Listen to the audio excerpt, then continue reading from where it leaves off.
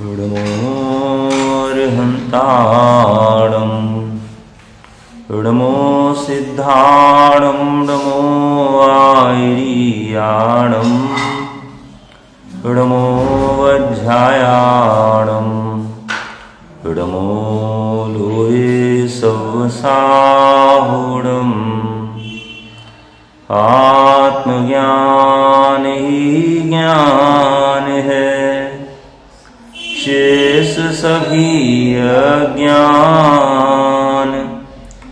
विश्व शांति का मूल है।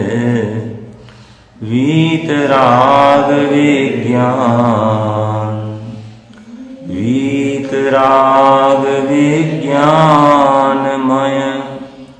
स्वात्मता धरी ध्यान, बने बनेगे बन रहे वीतराग भगवान।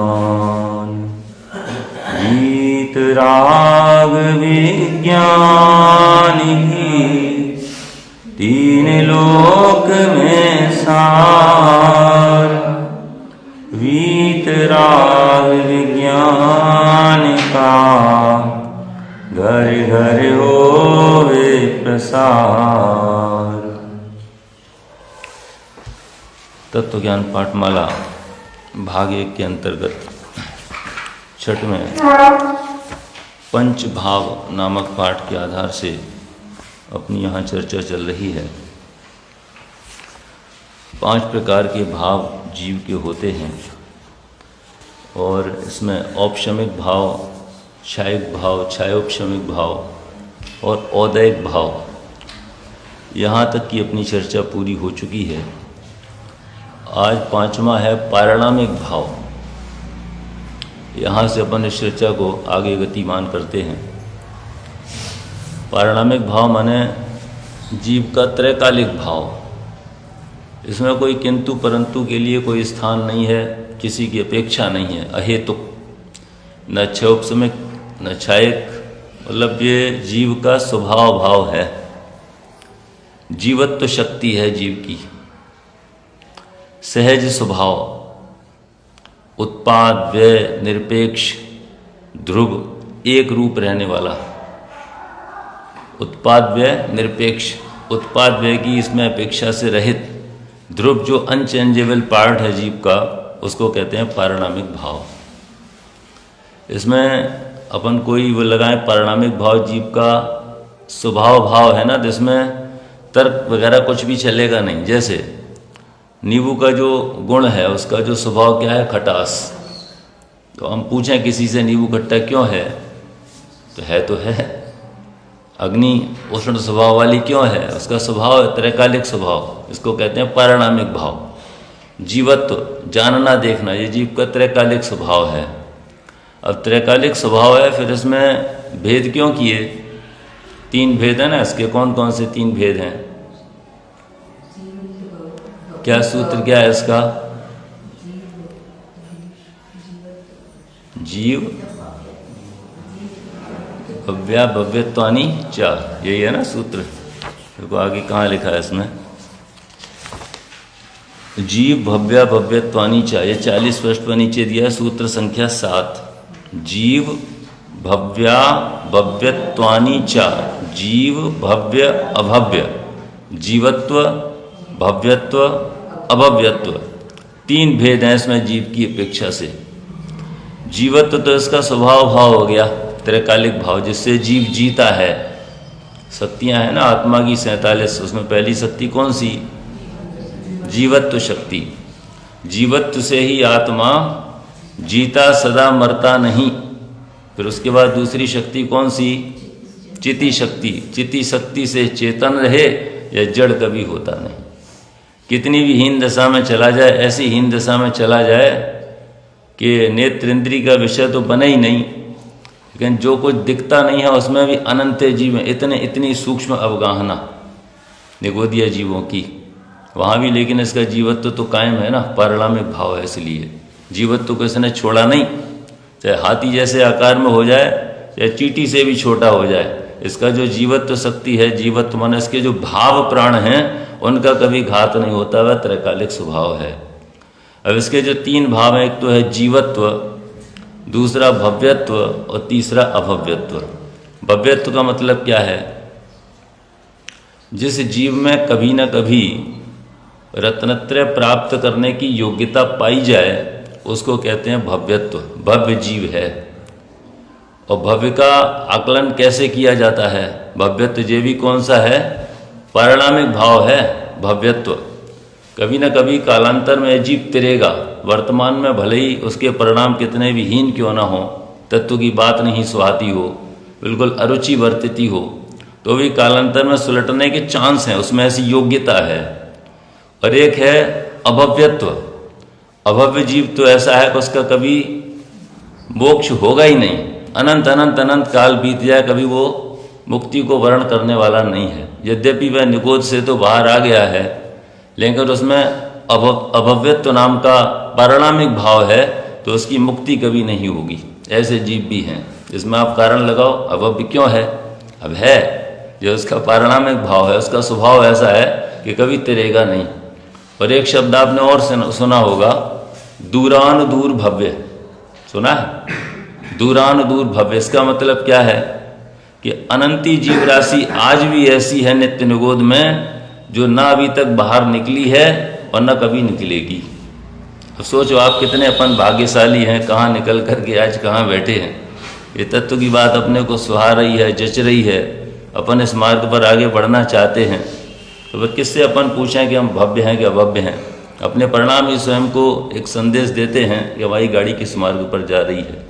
हालांकि ये भी कोई आधार नहीं है, क्योंकि अगला जो पाठ अपन पढ़ने वाले हैं ना, 4 अभाव, वर्तमान परिणाम का आगामी काल में भाव, आगामी पर्याय में भाव है, भूतकाल की पर्याय का वर्तमान में भाव है, ये 4 अभाव भी अपन अभी पढ़ेंगे। लेकिन दूरानुदूर भव्य तो ऐसे जीव हैं जो आज तक नित्य निगोद से बाहर ही नहीं निकले हैं। अभव्य जीव वे हैं जो नित्य निगोद से तो निकल आए हैं, लेकिन वे कभी मुक्ति को प्राप्त नहीं करेंगे। और तीसरे जीव वो ऐसे जीव हैं भव्यत्व वाले, माने जो भव्य जीव हैं, जो कभी न कभी भले ही उनको अनंत सागर क्यों न लग जाएं, जैसे कहते हैं ना अर्ध पुद्गल परावर्तन, एक सम्यक दर्शन प्राप्त कर लेने के बाद इस जीव का भाव भ्रमण अधिक से अधिक कितना हो सकता है कि अर्ध पुद्गल परावर्तन मात्र, मात्रोड़ लगा उसके आगे। मात्र क्यों लगाया कि अनंत अनंत काल, अनंत अनंत शब्द रटते रटते कहते कहते भी अंत नहीं आवे, क्योंकि आत्मा अनादि अनंत है, इतना काल अपना बीत चुका है। उसकी अपेक्षा देखा जाए तो बहुत छोटा सा काल है, लेकिन फिर भी उसमें अनंत सागर हैं। इतने इतने के बाद भी लेकिन जीव के तिरने के चांस हैं। ये भव्यत्व शक्ति जीव की। सहज स्वभाव, उत्पाद व्यय निरपेक्ष, ध्रुव एक रूप रहने वाला भाव 39 पृष्ठ पर। पारिणामिक भाव है, ठीक है, समझ में आया? पारिणामिक भाव मतलब क्या है? जीव का स्वभाव भाव। इन भावों के क्रम से 2, 9, 18, 21 और 3, ये क्या लिख दिया आप?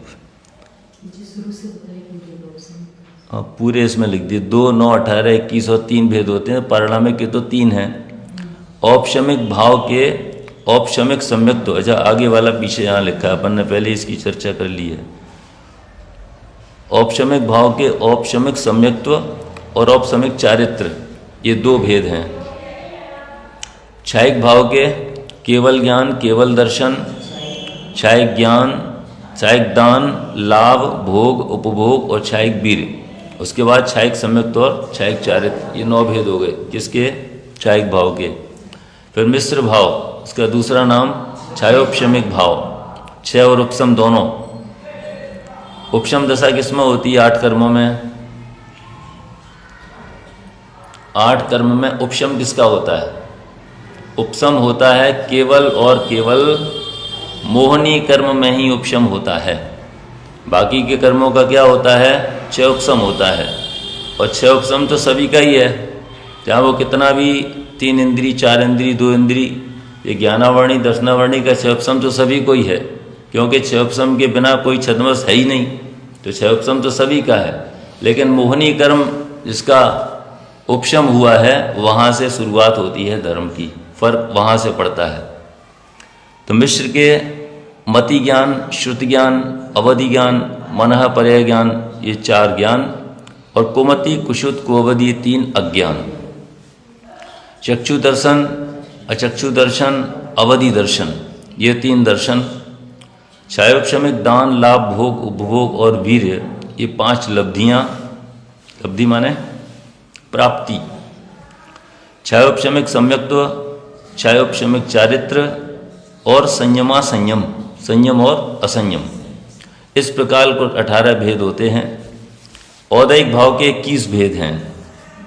उदय भाव, नरक, ये नरक गति नाम कर्म के उदय में हुआ ना, नरक, नारक पर्याय मिली। तिर्यंच, मनुष्य, देव, ये नाम कर्म के सब भेद हैं, उनकी प्रकृतियाँ। ये 4 गति, क्रोध, मान, माया, लोभ, ये 4 कसाएँ। स्त्री वेद, पुरुष वेद, नपुंसक वेद, ये 3 वेद। कृष्ण, नील, कापोत, पीत, पद्म और शुक्ल, ये 6 लेश्याएँ। मिथ्या दर्शन, अज्ञान, असंयम या असंयत, असिद्धत्व भाव। पारिणामिक भाव के 3 भेद, जीवत्व, भव्यत्व और अभव्यत्व। इस प्रकार कुल मिलाकर जीव के असाधारण भावों के 53 भेद होते हैं।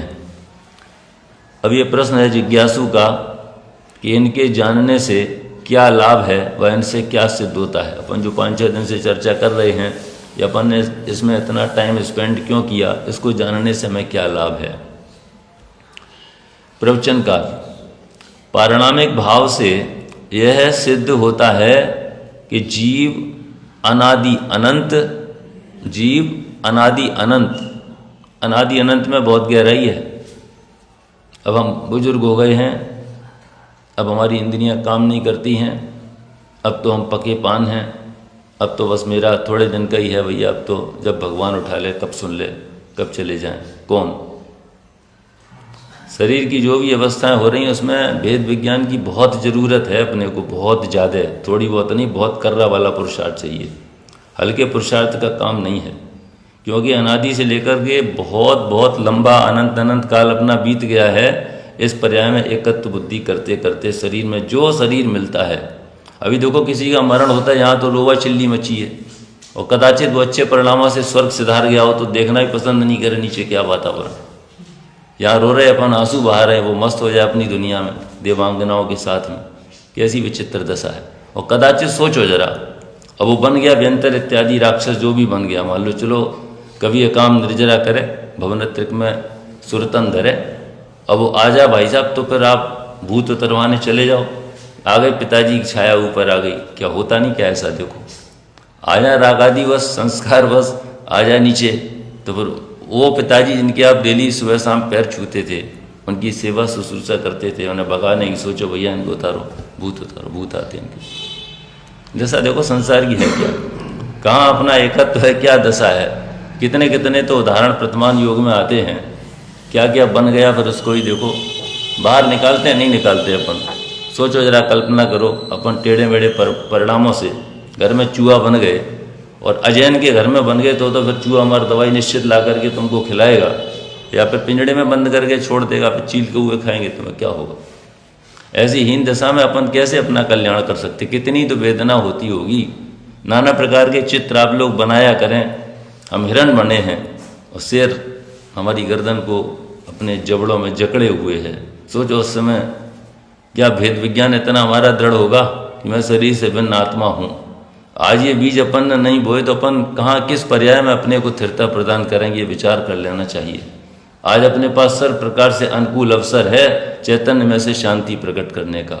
ये बीज अभी बोएं, ये संस्कार अपने अंदर दृढ़ करें, नहीं तो फिर ये एक अपने अनादि अनंत काल के इतिहास में इस पर्याय का भी एक क्रम पूरा होगा, फिर पर्याय से पर्याय अंतर हो जाएगा। तो चल ही रहा, अपनी रेलगाड़ी तो चल ही रही। क्या उपलब्धि अपन कर रहे हैं बोलो, व्यापार धंधे में, घर के काम में, रिश्तेदारी निभाने में, घूमने फिरने में, सारा जीवन तो यूं ही जा रहा है ना अपना। कभी शांति से अपन विचार करते हैं, कोई भी धर्म के नाम पर अपन ने आयोजन कर लिया तो वहाँ संतुष्ट हो गए, कोई धार्मिक कार्यक्रम चल रहा तो वहाँ जा कर के संतुष्ट हो गए, ज़्यादा से ज़्यादा कुछ एक माला फेर ली बस। भाई देखो ये बहुत अच्छी बात है, किसी को जब कुछ नहीं आता हो तो उसको नमोकार मंत्र पढ़ने की प्रेरणा देते हैं, भाई पंच परमेष्टि का नाम स्मरण करो तो कसाय मंद रहेगी। लेकिन ये वो पंच परमेष्टि का स्वरूप ही नहीं जानता हो तो फिर मंद कसाय से सदगति को तो प्राप्त हो सकता है कदाचित, लेकिन अपने आत्मा का उद्धार करने में वो नाम रटना क्या उसका कारण बनेगा।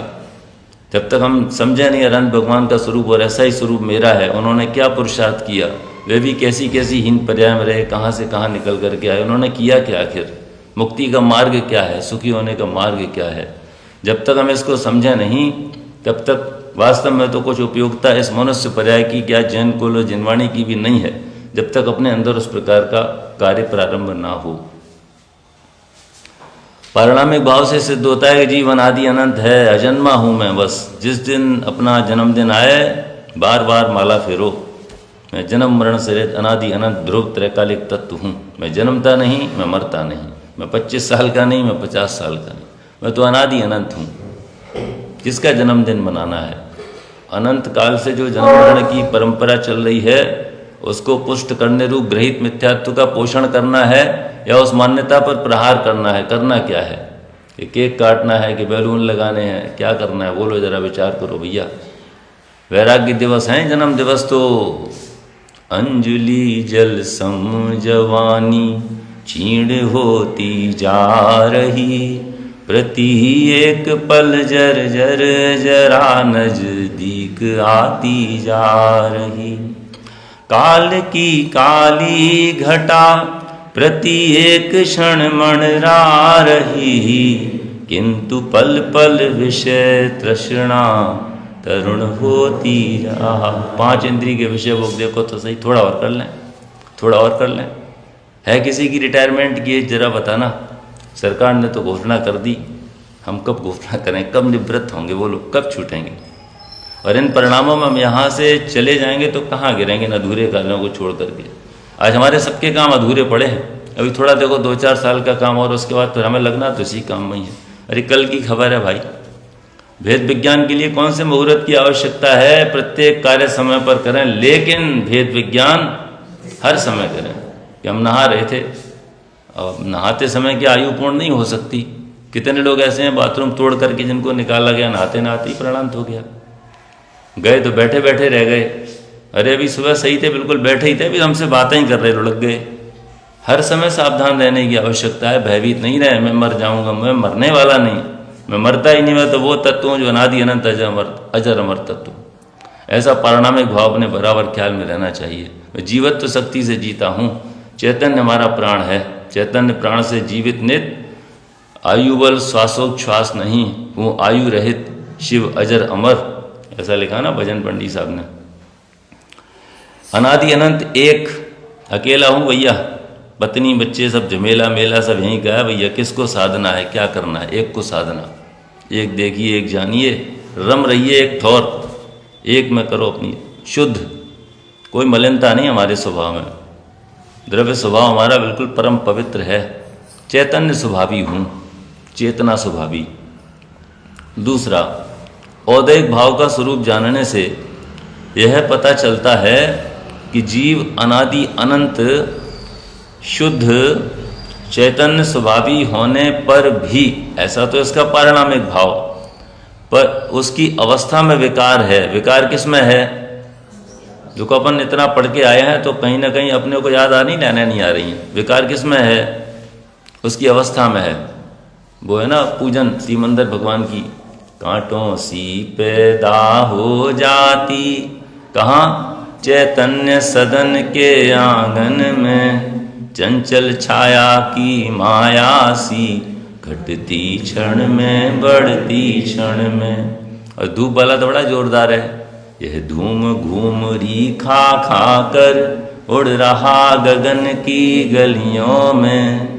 और क्या? अज्ञान तमाव्रत चेतन ज्यों 84 की रंग रलियों में। संदेश तो देखो क्या लिखा, क्या दादा, संदेश धूप का तात्विक प्रभु, तुम हुए ऊर्ध्वगामी जग से, प्रगटे दशांग तुमको जिनवर, अंतर दशांग की सौरभ से। ये अंतर दशांग जो सुगंधी आत्मा से निकल रही है, परम सुगंध में आत्म तत्व है, उसमें से 10 धर्म प्रकट हुए हैं, क्योंकि 10 धर्म आत्मा का स्वभाव है, क्षमा स्वभावी आत्मा है।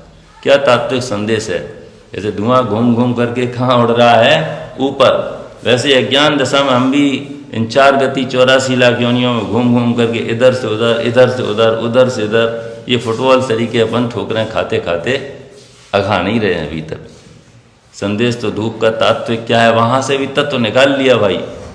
ज्ञानी जीव की दृष्टि तो देखो, प्रत्येक घटना से तत्व निकालते हैं, तत्व दृष्टि है ना उनकी।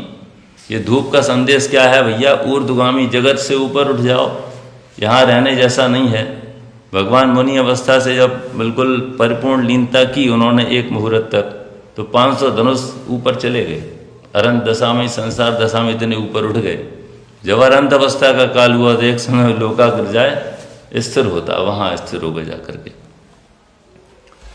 खूब समझना स्वरूप, बार बार ये चर्चा करना, घर पे आपस में चर्चा तो यही करने जैसी है, लेकिन क्या करें, जब कभी ये चर्चा करने भी चाहो तो वो लोग दूसरी चर्चा चालू कर देते हैं। वो आए थे, इनके पेट में दर्द था, उनकी लड़की नहीं आई थी। किसको भैया, यहाँ से अपना काम करो, इन लोगों के तो झमेले में पड़ना ही बेकार है और बैठने का मन नहीं होता। सच बताएं, कोई चर्चा छेड़े भी पहले तो सुहाए नहीं इस जीव को, और करे तो कम से कम उसमें जुड़ो तो सही, सुनो तो सही, शांति से चर्चा करो उससे संबंधित। हमारे पे प्रश्न किया, बड़ा प्रसन्नता हुई। हमने भी चिंतन किया सारे दिन, भाई तो कोई प्रश्न करे तो अपन को और ज़्यादा गहरे उतरने का चांस मिलता ना, उसमें अच्छी बात है ना। जब आप पढ़ेंगे नहीं घर पे तो प्रश्न कहाँ से होंगे भाई? शंकाएं तो तभी उत्पन्न होंगी जब आप स्वयं का अध्ययन करेंगे। जब अध्ययन ही नहीं करेंगे या परंपरा से करेंगे तो भी आपको प्रश्न उत्पन्न नहीं होगा। चैतन्य स्वभावी होने पर भी उसकी अवस्था में विकार है। विकार उसकी अवस्था में है, स्वभाव में विकार नहीं। स्वभाव कैसा है कि निर्विकार है।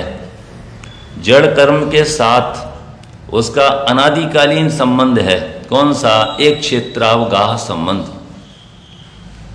और उसमें कुछ भी हलचल होती तो निमित्त नैमित्तिक संबंध। आत्मा के प्रदेशों से एक क्षेत्रावगाह संबंध, और जीव विकार रूप परिणमित हुआ तो उसमें निमित्त नैमित्तिक संबंध है, कर्ता कर्म संबंध नहीं है। तथा जब तक यह जीव अपने ज्ञाता स्वभाव को स्वयं छोड़कर, इसमें भी किसी का अपराध क्या करें भैया? देखो ये परेशान करते तो हम अपने स्वभाव से च्युत हो जाते, इनका कोई दोष नहीं है। मुनिराजों के सामने कैसे कैसे उपसर्ग नहीं आए, उन्होंने अपने ज्ञाता स्वभाव को छोड़ा। हम उन्हें क्यों नहीं लक्ष्य में लेते? ऐसे उपसर्ग जयी मुनिराजों को हम क्यों विचलित हो जाते हैं? जब जब हमारे चित्त में विचलित पना आवे तब तक हम ऐसे उपसर्ग जयी 5 पांडव हैं, और वो 700 मुनिराज हैं जिन पर उपसर्ग हुआ, सुकमाल हैं, सुकौशल मुनिराज हैं जिनको श्यालनी खा रही है, कैसे कैसे उपसर्ग आए। हम क्यों नहीं उनका चिंतन करते अपने में स्थिरता लाने के लिए, समता भाव रूप परिणमित होने के लिए?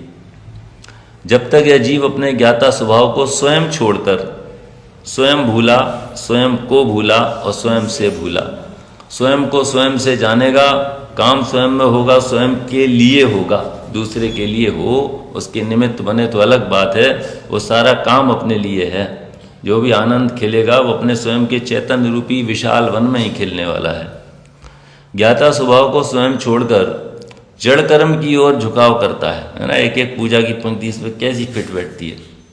जड़ पर झुक झुक जाता चेतन की मार्दव की खंडित काया। मार्दव की खंडित काया माने मार्दव स्वभाव को प्रकट नहीं होने दिया, जो हमारा स्वभाव भाव है, पारिणामिक भाव।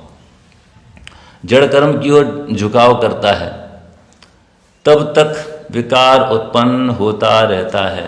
कितनी चित्र विचित्र स्थितियां अपने जीवन में बन रही हैं, निरंतर विकार रूप ही परिणमित हो रहे हैं।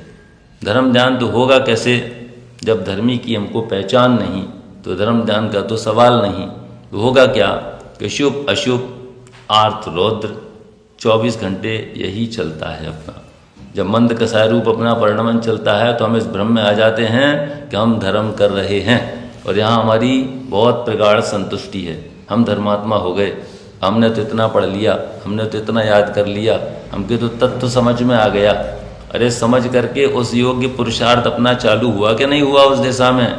4 कदम मोक्ष मार्ग की तरफ बढ़े कि नहीं बढ़े? ये केवल चर्चा मात्र था। इसीलिए दादा ने लिखा है, शुद्धात्म रुचि न हुई मन में, ना मन को उधर लगाया है, और विकथा में समय गंवाया है। और ये समझो आप कि आत्मा की चर्चा वार्ता में ही जीवन चला गया और आत्मा को समझ करके आत्मा उपलब्धि का पुरुषार्थ प्रारंभ नहीं हुआ, तो थोड़ी सी बात खतरनाक लग सकती है, ये भी विकथा ही है। बोलो जरा, किस काम की वो चर्चा जिससे अपना प्रयोजन भूत कार्य प्रारंभ ना हो और चर्चा चर्चा मात्र ही होकर के रह जाए, विकल्प विकल्प होकर के ही रह जाएं।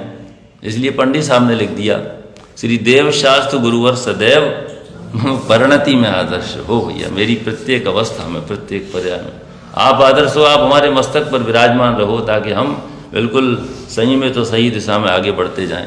दौलत राम जी ने भी लिखा है कि जब तक संसार है तब तक आपका योग बना रहे, आपके चरणों का सानिध्य भगवान छूटे नहीं, चरणों का सानिध्य नहीं छूटे, मैं आपके मार्ग से विचलित नहीं हो जाऊं, मोक्ष मार्ग से भटक नहीं जाऊं। ये साधक दशा में इस प्रकार के चित्र बनते हैं अपनी मान्यता में। यह है मोक्ष मार्ग, ये कहते हैं मोक्ष मार्गी जीव। ज्ञाता स्वभाव को स्वयं छोड़कर जड़ कर्म की ओर झुकाव करता है, तब तक विकार उत्पन्न होता रहता है। कारण समझ में आया विकार का? ये हमारा परलक्षी परिणाम। कर्म के कारण विकार नहीं होता। कर्म के कारण विकार हो तो सभी को होना चाहिए था, लेकिन सबको नहीं होता है। सही बात सिद्ध हो जाती है कि कर्म विकार नहीं कराता। जब हम स्वयं विकार रूप परिणमित होते हैं तब उस विकार के होने में कर्म का उदय निमित्त मात्र होता है। नहीं तो कर्ता कर्म संबंध स्थापित हो जाए, यदि कर्म विकार कराने लगे तो मामला ही गड़बड़ हो जाए। तीसरा, क्षयोपशमिक भाव से यह पता चलता है कि जीव अनादिकाल से विकार करता हुआ भी जड़ नहीं हो जाता। क्यों नहीं हो जाता जड़? पारणामिक भाव है, जीवत्व शक्ति है, उसके ज्ञान दर्शन वीर का आंशिक विकास, भले ही कितना हीन क्यों ना हो जाए, आंशिक विकास सदा बना रहता है। एवं सच्ची समझ के बाद वह जैसे जैसे सत्य पुरुषार्थ को बढ़ाता है, जैसे जैसे सत्य पुरुषार्थ को बढ़ाता है, वैसे वैसे मोह अंशतः दूर होता जाता है। वह आपको लग रहा होगा, जो लोग वास्तव में रुचिपूर्वक स्वाध्याय कर रहे हैं, तो मोह की चूलें हिलती नजर आ रही होंगी। वृक्ष कैसे पनप सकता है, मिथ्यात्व के फल उस पर कैसे लग सकते हैं, इसकी जड़ें अब सूखना प्रारंभ कर गई हों। कर्म के परमाणु भी थर थर कांपते हैं। ऐसा निमित्त नैमित्तिक संबंध है। जीव जब तत्व का विचार करता है, देखो सम्यक दर्शन मोगे जाते ही कितनी कर्म प्रकृतियों का आना रुक जाता है। आप लोग बोलते नहीं हैं। जिसका दर्शन मोह चला गया, उसकी कितनी कर्म प्रकृतियों का आना, कितने कर्मों की बंध विक्षुप्ति, ये शब्द आप लोगों ने रटा होगा। और बंध विक्षुप्ति का मतलब क्या है नहीं समझा होगा। विक्षुप्ति माने कर्मों का आना रुक जाना। जीव को सम्यक दर्शन होता है तो 41 कर्म प्रकृतियों का आना रुक जाता है। और जब वह जीव थोड़ा सा व्रताचरण करना प्रारंभ करता है, उतनी वीतरागता का लेवल बढ़ा लेता है 5वें गुण स्थान में, तो 51 कर्म प्रकृतियों की बंध विक्षुप्ति स्वयं हो जाती है। ऐसी ताकत है यह सम्यक दर्शन की, आत्मस्वरूप को जान करके पहचान करके उस दिशा में पुरुषार्थ प्रारंभ करने की। ये उसका फल आता है। इतने कर्म तो आना रुक जाते हैं स्वयमेव। इतनी पवित्रता, इतनी वीतरागता, इतनी निर्मलता, शुद्धता प्रकट हो जाती है। उसके ज्ञान दर्शन वीर का आंशिक विकास सदा बना रहता है। एवं सच्ची समझ के बाद वह जैसे जैसे सत्य पुरुषार्थ को बढ़ाता है, वैसे वैसे मोह अंशतः दूर होता जाता है। वो माने दर्शन मोह और चारित्र मोह। पहले दर्शन मोह जाता है, उसके बाद चारित्र मोह जाने के भिन्न विभिन्न स्तर हैं, धीरे धीरे जाता है। आत्मा का स्वरूप, चौथा पॉइंट, आत्मा का स्वरूप यथार्थतया समझकर जब जीव अपने पारणामिक भाव का आश्रय लेता है। पारणामिक भाव का आश्रय लेना मतलब दो प्रकार के परमात्मा बताए, एक कार्य परमात्मा और एक कारण परमात्मा। तो इसमें लिखा है जब जीव अपने पारणामिक भाव का आश्रय लेता है तो कौन से परमात्मा का आश्रय लेता है? जोर से बोलिए, घबराहट देखो सबके चेहरे पे है। बोल तो रहे हैं तो कुछ लोग धीरे धीरे, कहीं गलत ना हो जाए। गलत हो जाए तो कौन सी फांसी होने वाली, बोलो तो सही, गलत तो सुधर जाएगा। अभी मेरी भी जुबान फिसल जाती, कभी कुछ गलत निकल जाता है सुनते तो, कहना कुछ चाहते निकल कुछ जाता है, अंदर में समझ सब लिया हो भले ही सही, लेकिन जुबान फिसलने तो फिसल जाती, योग्यता है फिसलने की। कारण परमात्मा, कार्य परमात्मा तो माने प्रकट हुआ परमात्मा पना पर्याय में, वो तो कार्य परमात्मा, लेकिन जो मूल अपना द्रव्य स्वभाव है उसको कहते हैं कारण परमात्मा। तो पारिणामिक भाव का आश्रय लेना माने कारण परमात्मा का आश्रय लेकर के, जिसमें शक्ति है बाहर में कार्य परमात्मा रूप परिणमित होने की, उसका आश्रय लेता है, तब औदैहिक भाव का दूर होना प्रारंभ होता है। और सर्वप्रथम श्रद्धा गुण का सबसे पहले, ये इन चीज़ों का देखो बार बार विचार करना, हम बार बार आपसे कह रहे हैं। आपका सारा जो ताकत आपकी झुक रही है, वो कहाँ झुक रही है कि चारित्र में झुक रही है। ये छोड़ना, वो करना, ये नहीं खाना, वो सब चीज़ें बहुत ज़रूरी हैं। अंतरंग पवित्रता के लिए वो बाह्य निमित्त हैं, वो बहिरंग निमित्त हैं, लेकिन उतने मात्र से काम होने वाला नहीं है। जब तक अपनी श्रद्धा सम्यक नहीं होगी तब तक हमारा चारित्र सम्यक हो नहीं सकता।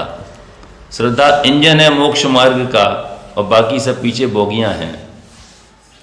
इंजन गलत दिशा में चलेगा तो बोगियां सब गलत दिशा में भागेंगी। फिर वो हमारा चारित्र वाला जो भी पुरुषार्थ हम धर्म के नाम पर करेंगे, वह संसार वर्धक ही होगा, वह संसार भंजक नहीं हो सकता, यदि हमारी श्रद्धा सम्यक नहीं है तो सबसे पहला काम हमें क्या करना है कि अपनी श्रद्धा को सम्यक करना है, दर्शन मोह को दूर करना है, अपनी विपरीत मान्यता को नष्ट करना है। सर्वप्रथम श्रद्धा गुण का औदैहिक भाव दूर होता है, यह औपशमिक भाव बतलाता है। उपशम होता है ना दर्शन मोह का। अप्रतिहत पुरुषार्थ से, देखो ये ध्यान रखना, उपशम किस में होता है? मोहनी कर्म में ही होता है। बाकी कर्म में तो 6 उपशम होगा या फिर 6 होगा। यह औपशमिक भाव बतलाता है। अप्रतिहत पुरुषार्थ से पारिणामिक भाव का अच्छी तरह आश्रय बढ़ाने पर विकार का नाश होता है, ऐसा छायक भाव सिद्ध करता है। ये 5 भावों की चर्चा है, और इसमें बाकी जो चर्चा है वो अपन अब रविवार को करेंगे। और पूरे पाठ का क्या सारांश है एक बार रिवीजन करते हुए संभवतः ये चर्चा अपनी रविवार को पूर्ण हो जानी चाहिए। तो जो भी इसमें और बातें लिखी हैं वो अपन अगले टर्न पर लेंगे रविवार को। बोलिए वर्तमान शासन नायक भगवान श्री महावीर स्वामी की जय हो। सहजानंदी शुद्ध स्वरूपी अविनाशी में आत्म स्वरूप, सहजानंदी शुद्ध स्वरूपी अविनाशी में आत्म स्वरूप, सहजानंदी शुद्ध स्वरूपी अविनाशी में आत्म स्वरूप।